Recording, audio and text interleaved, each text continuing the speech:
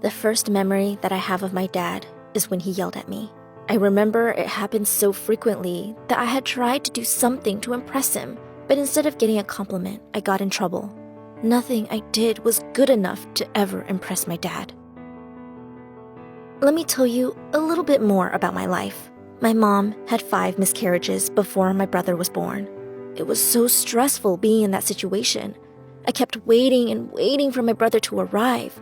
I wanted to have a sibling so bad to the point where I had to take my dolls to school and pretended they were my siblings. I was doing everything I possibly could to stop the stress and sadness. When I was 7, my brother was born. Things were okay back then. My dad wasn't too moody, but I could still notice that his mood swings were there. All I focused on was that I never let my brother deal with my dad's emotions like I had to. And then a terrible day had come. My dad lost it. I was hiding in the wardrobe, holding my baby brother while watching my dad doing things to my mom. I didn't know what to do. All I knew was that I would protect my brother with my life.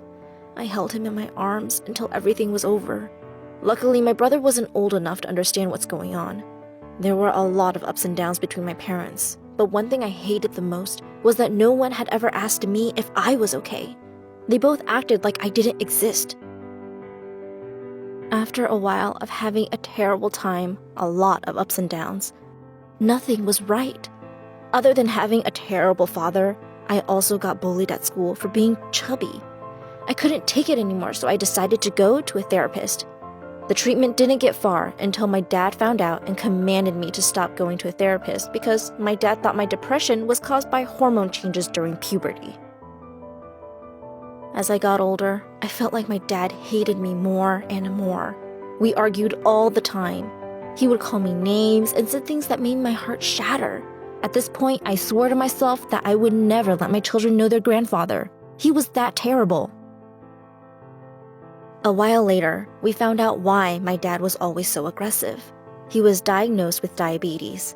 We got him the medication he needed and hoped he'd at least get a little bit better. But he was always so stubborn and went weeks without taking his medication. I was terrified. My life was a mess. I had a terrible father, and they kept calling me names at school because I was chubby. I knew for a fact that nothing could change my father. So I was focused a lot on the bullying. It stressed me out. I was eating less and less every day, hoping all the bullies would go away if I got slimmer. I lost 12 kilograms in a matter of a couple of months. I felt exhausted, but I did it anyway because if I was thin, they would stop bullying me. But I was wrong. Even though I was way thinner than before, the bullying didn't stop. Being thinner doesn't make you look better at all, they'd say. I had to face all of this at school and had to deal with my dad's anger when I got home. I couldn't take it anymore. I just wanted to go to sleep so I wouldn't have to deal with any of this ever again. I was hopeless and felt like this world doesn't even have one little spot for me to stand. I swallowed. My head was fuzzy, and I don't remember what happened after that. I woke up in a hospital the next morning with my mom looking terrified right next to my bed. Things got a little better when I found a boy who cared so much about me and understood me so well. I felt a lot better as we dated. I got so much better that I could stop taking medication. Things were going so good until I was suspicious that he was seeing someone else. We had a lot of arguments, and I started having trust issues. I lost control and went back to where I was. I never knew how to have a constructive argument. All I knew was that I had to act so that I can control him like my dad did to my mom. That's the only way I knew. At the end, he couldn't stand me anymore and left me. I am 19 now, and I am still trying to feel better. I'm now saving as much money as I can to move out.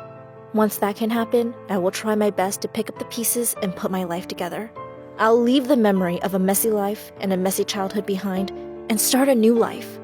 If any of you out there are struggling with the same issue, you may not see a happy ending yet, but remember to never give up.